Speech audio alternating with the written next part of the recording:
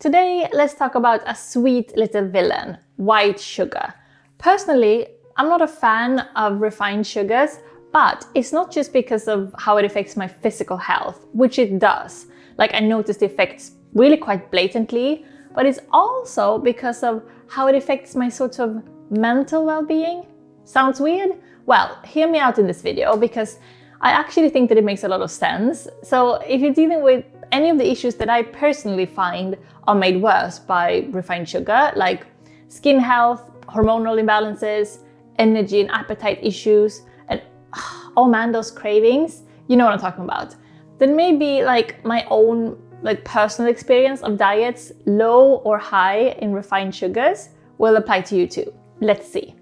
Maybe we should start with the physical aspect. So first of all, I'm not a dietitian. I'm just a humble biologist. And it was ages ago that I studied biology. So my knowledge is definitely limited. So I won't go into the more complicated detailed aspects of the biochemistry of how sugar behaves in the body. There are great videos or podcasts or essays for that if you want to get into the nitty-gritty. I more want to talk about my own personal feeling and what I've noticed in my own body, which might differ from yours. So just don't take my word for anything. I encourage you to look up the details for yourself. But to lay down the basics, my diet is 100% plant-based and mostly consists of whole foods. So whole grains, whole vegetables, etc. The unprocessed raw materials, which means that my everyday diet is extremely low in white sugar and refined sugar and syrups. I do have a bite of chocolate or some takeaway or whatever once in a while. So I do get white sugar in my diet here and there, but it's small amounts. That being said, there are different times during the year when my refined sugar intake skyrockets. And that's over Christmas for about 2 or 3 weeks. And it's about a week around David's birthday. And it's during our summer holiday when we usually spend a couple of weeks in Sweden. During those times, we tend to take a break from our everyday diet and just treat ourselves to whatever vegan sweets and processed stuff we feel like. Honestly, it's usually not extremely bad. We still eat mostly well, but the sugar intake will be really high compared to my normal diet. And over the years, I've noticed just what a huge effect these weeks of sugar have on my body. First of all, the classic thing we think about with sugar is of course blood sugar spikes and insulin levels. I'm thinking most of us have heard about glycemic index and all that. So for energy levels, when you eat a meal with a lot of sugar, you will get a blood sugar spike, so you will need more insulin to break it down. And this can create a temporary spike and then a crash, which can mean, lethargy, moodiness, and feeling more hungry. And eating too much added sugar over a longer period of time can lead to insulin resistance and type 2 diabetes and all of that.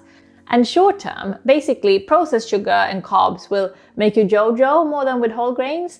I think that's why when people start eating a healthier, more plant-centered diet, many say that there's this weird combination of both feeling more calm, but also more energized at the same time.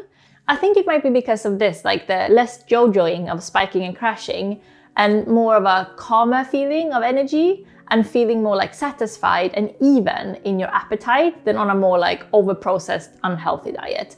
That's definitely how I felt going plant-based and switching to a more whole foods diet.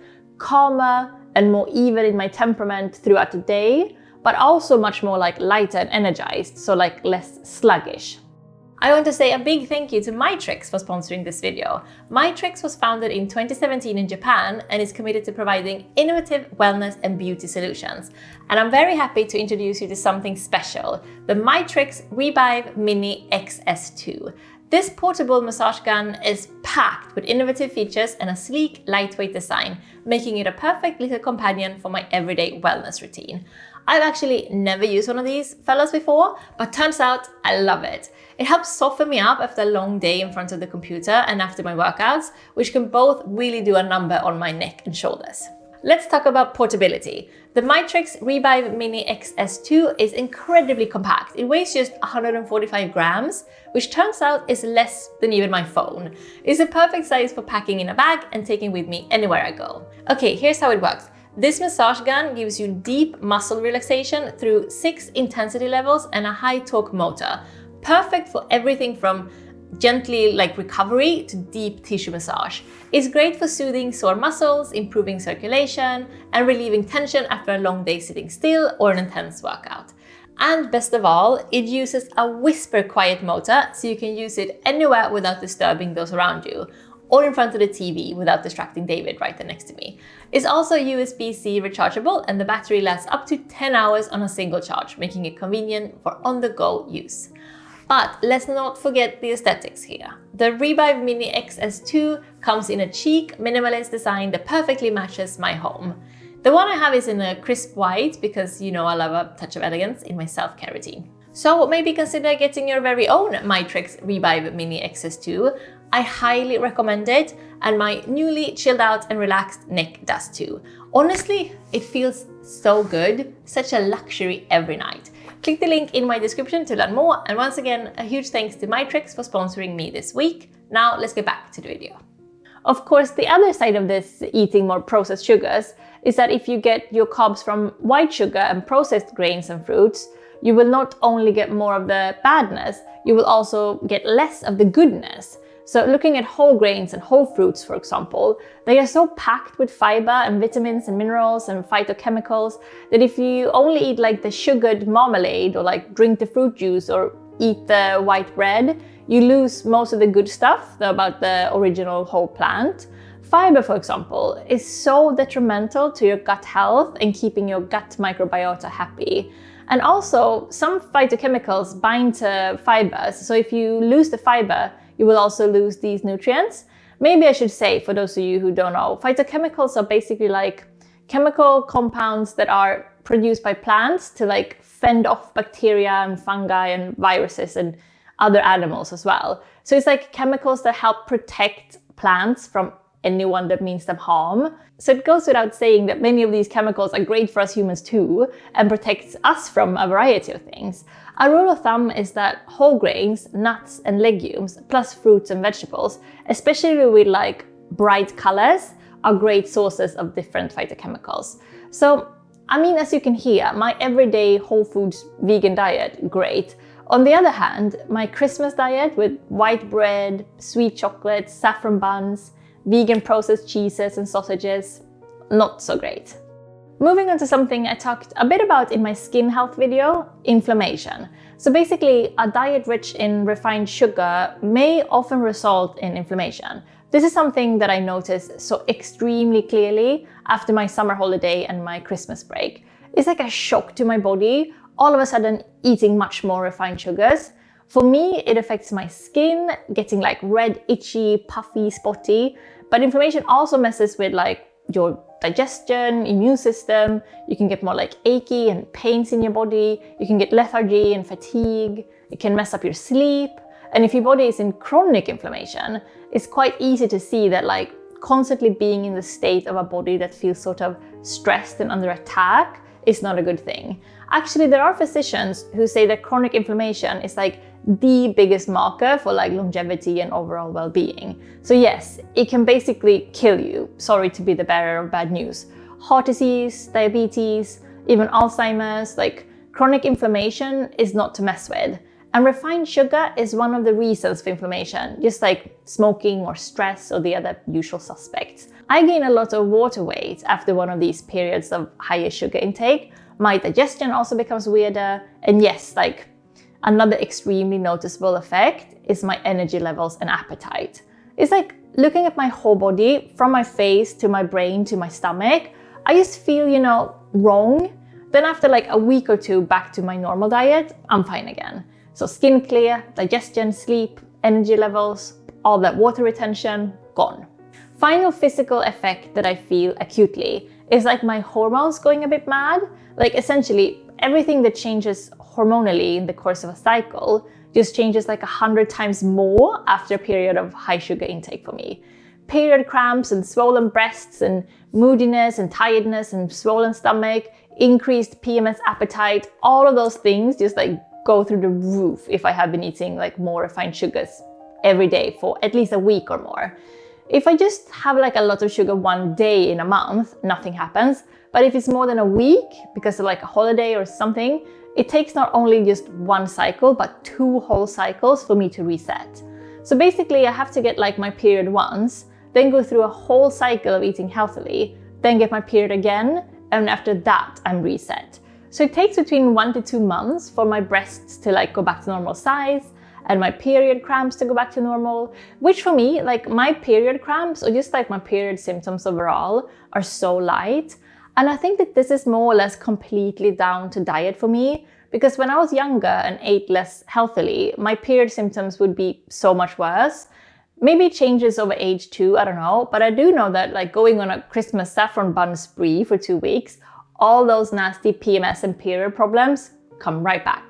All right, moving on to like the mental well-being effects of refined sugar that I've just like personally noticed. I mean, I've already mentioned physical effects that are also affecting your mental health, of course, like hormonal imbalance, energy levels, sleep issues, lethargy, and all that. But there are other aspects of refined sugars that I want to touch on that have like more strictly to do with my psyche. So first of all, I find that eating and drinking until you are satisfied is a huge part of my mental well-being. I love food. I love eating. And I love feeling, like, that hit the spot. Some foods though, no matter how good it tastes, will never make me reach the satisfaction stage. So I can just continue eating until I'm completely full, but still not satisfied, if that makes sense. For example, compare eating a low quality milk chocolate bar to like a high quality dark chocolate of, 75 or 80% cacao. At least for me, the milk chocolate will not make me feel satisfied, but having just 1 or 2 pieces of dark chocolate will be like, that really hit the spot, I've had enough. Do you know what I mean by that? This is how I feel when I eat whole foods compared to white bread or white pasta or over-processed food in general. It's as if the richness and complexness of nutrients of whole plants makes my body go all content, where, white bread or fruit juice or diet soft drinks or those type of foods will usually never make me feel like content and like I've had enough. Have you noticed this too? So I feel like a diet high in refined sugars and carbs and low in whole foods will give my body this feeling of never being completely satisfied. But of course also, we all know this, white sugar is addictive. We start craving it. So in my everyday life, I almost never ever crave refined sugars. Like David can eat a brownie or a cupcake right next to me and I'm like, that's not for me. I think white sugar tastes chemical and I get nauseous from like the overly sweetness of it. I can't do it. It's just really not for me. I love fruits and like naked bars and nuts and those kind of sweet things, but white sugar, that's just wrong for me. That being said, after Christmas, if I see David eating a brownie, I'm going to be like, actually, can you give me a bite? Not because it tastes nice to me, but because I've nurtured like a habit of getting white sugar every day. Good news is that this means cutting out sugar of your diet gets easier once you're over the addiction part. It is possible to train away a craving for sweets and replace it with like healthier sweet things. David has a huge sweet tooth and loves all that stuff. But after a couple of weeks on a healthy diet, the craving disappears even for him.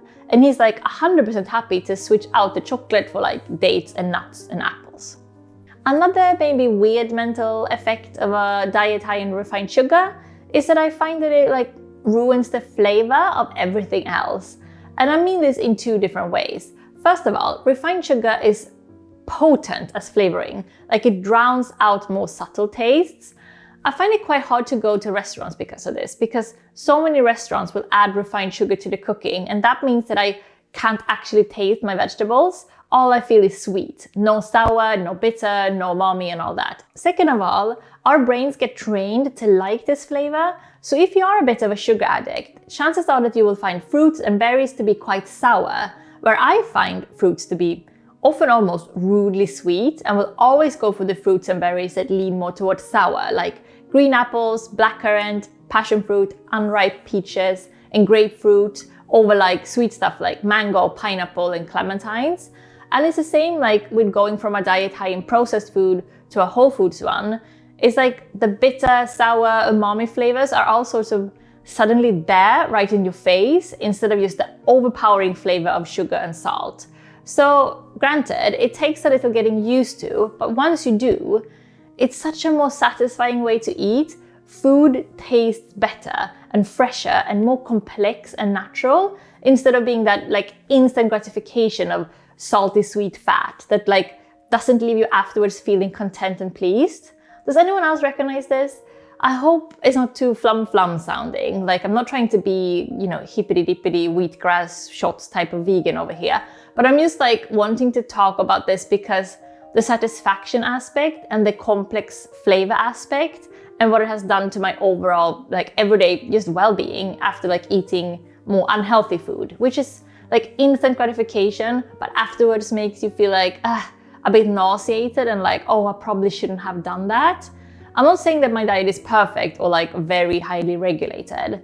I have some processed stuff too, but like the bulk of it, the vast majority of it is whole foods, and especially like staying away from refined sugar. Because when I don't, I do have to pay the price, like 2 whole menstrual cycles of bloatedness and like sensitive breasts and irritated skin and moodiness. But what can I say? 2 weeks of saffron buns every Christmas, it's so worth it. What about you? Do you eat a lot of refined sugars and carbs, or don't you? And are you struggling with any of these like things that I mentioned? Skin problems or weird energy levels, inflammation, moodiness or appetite issues, or bad digestion or sleep or pain? I hope you're not. I hope you're in tip-top shape and your body is happy with you. But what can I say? Right now, after a period of Christmas and New Year's food, I'm so pleased and happy and relieved to be back with my everyday low sugar diet. Oh, like, do have a look at my recent What I Eat video if you want to know what a normal day looks like food-wise for me. I'll leave links in the description. Also, do you want me to make more like health or food themed videos? If so, do let me know, will you? And give me a like if you enjoyed this one. And if you're new around here, feel free to subscribe, of course. That's it for me today. I find this really motivating and kind of lovely to talk about, so I hope that you do too. And thanks for spending time with me today. Hope to see you next week already. Okay, bye.